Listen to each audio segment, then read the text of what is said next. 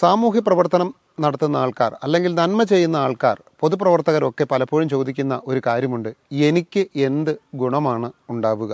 ഇങ്ങനെ നാട്ടുകാരെ നന്നാക്കിയാൽ വീട്ടിൽ നിന്ന് പലപ്പോഴും അവർ അഭിമുഖീകരിക്കുന്ന ഒരു പ്രശ്നമാണിത്.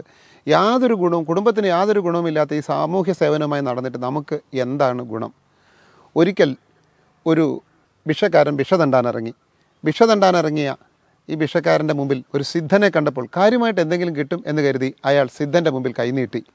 സിദ്ധനാവട്ടെ ഇയാളുടെ മുമ്പിലും ആകെ അമ്പരന്ന് പോയ അയാൾ തൻ്റെ ഭിക്ഷാപാത്രത്തിൽ നിന്ന് ഒരു ധാന്യമണി എടുത്ത് ഈ സിദ്ധൻ്റെ കയ്യിലേക്ക് കൊടുത്തു.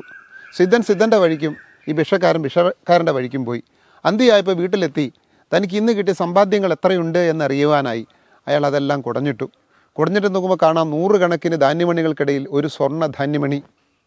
എവിടെ നിന്ന് വന്നു ഈ സ്വർണ്ണ ധാന്യമണി? അയാൾക്ക് എത്ര ആലോചിച്ചിട്ട് പിടികിട്ടില്ല. പെട്ടെന്നാണ് അയാളുടെ ചിന്തയിൽ ഒരു വെള്ളിടി വെട്ടിയത്. ഞാൻ സിദ്ധന് കൊടുത്ത സാധാ ധാന്യമണി അയാളുടെ മന്ത്രസിദ്ധി കൊണ്ട് അയാൾ സ്വർണ്ണ ധാന്യമണിയാക്കി മാറ്റി. ഒരു സ്വർണ്ണ ധാന്യമണി ഉണ്ടെങ്കിൽ ഒരായുഷ്കാലം മുഴുവൻ ഒരു മനുഷ്യന് സുഖമായി കഴിയാമായിരുന്ന കാലമായിരുന്നു അത്.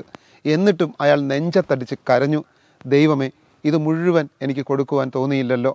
സാമൂഹ്യ പ്രവർത്തനത്തിലും പൊതുസേവന പ്രവർത്തനങ്ങളിലും ഏർപ്പെടുന്ന എൻ്റെ പ്രിയപ്പെട്ടവരെ, പലപ്പോഴും നന്മയും നല്ല കാര്യങ്ങളും സമൂഹത്തിന് വേണ്ടി ചെയ്തിട്ട് കഷ്ടങ്ങളും വേദനകളും ബുദ്ധിമുട്ടുകളും മറുപടി കിട്ടുമ്പോൾ നാം ചിലപ്പോഴെങ്കിലും ചോദിക്കാറുണ്ട്, അല്ലെങ്കിൽ നമ്മുടെ പ്രിയപ്പെട്ടവർ നമ്മളെ കുറ്റപ്പെടുത്താറുണ്ട്, എന്താണ് നമുക്ക് കിട്ടിയത്?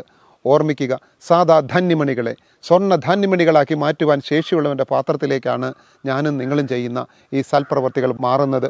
അതിന്നല്ലെങ്കിൽ നാളെ സ്വർണ്ണ ധാന്യമണികളായി നമ്മുടെ ജീവിതത്തിലേക്ക് തന്നെ അവൻ തിരികെ തരും.